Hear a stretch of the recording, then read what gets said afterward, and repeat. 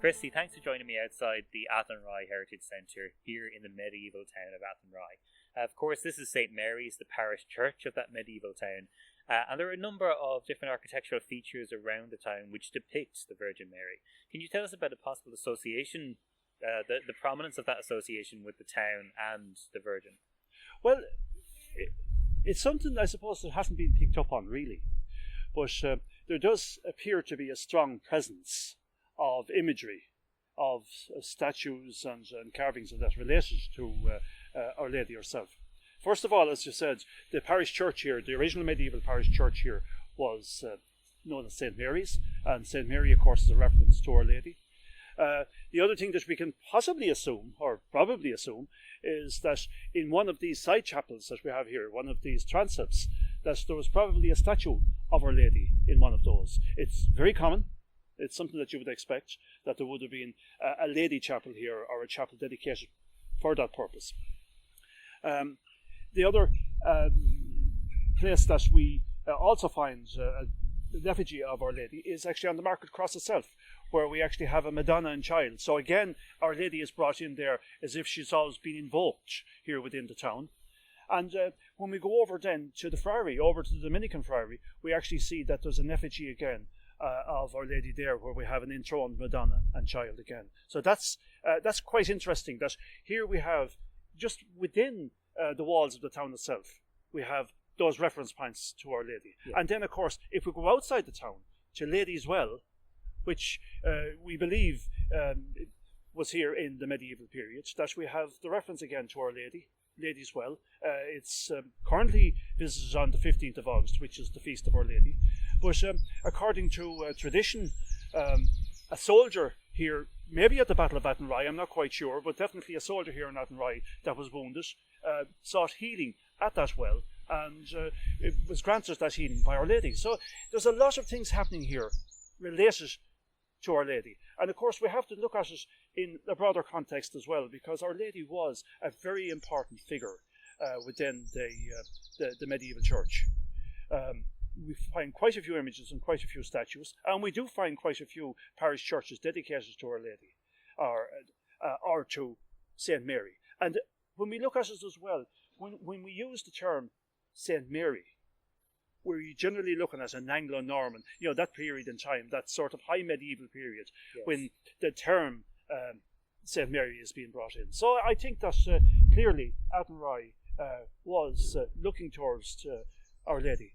Yes, for protection. So when we look at medieval towns like Athenry, and it's quite tentative looking at things like carvings and who may have carved them, but we know that there are a group of patrons who would have paid for the Dominican Priory here.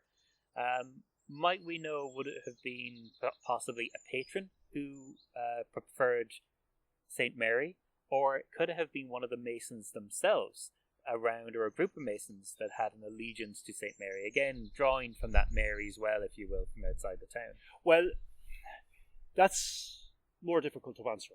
It really is difficult to answer. We're very, very lucky here in Athenry that there is a list of different patrons. Now, I can't name them, obviously. I couldn't remember all of the different people who patronised the different buildings and extensions to the buildings and things like that here in Athenry.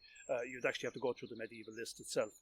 But what we find here is that the elite within society here, both the Gaelic elite outside of the town of Athenry and the Anglo-Norman elite within the town here, were patronising the churches, the friary, different aspects of the town here. And of course, this is common enough. People always patronised the arts, if you like. And if you think about art critically comes from the church. So in a sense, it's this juxtaposition of religion and the art that went with religion, and then the opportunity for people to actually patronise. I think that's what's important here. We probably will never identify clearly the person that patronised, or why Our Lady was patronised, or if there was a common patron is really what we want to for Our Lady here. It's very, very hard to know. I think in terms of the Masons of Galway, that we do know that there is some high status medieval carving within the 14th, 15th century around the county that might date to the times of the Market Cross. And it might point to something along the lines that there are a group of masons with these skills. We don't know, did the patrons give them the idea of what to carve, or did the masons have free reign? But we do have this very skilled stonemason tradition within the county. Oh, absolutely. We're very fortunate further east at Portumna and also at Clontuskert.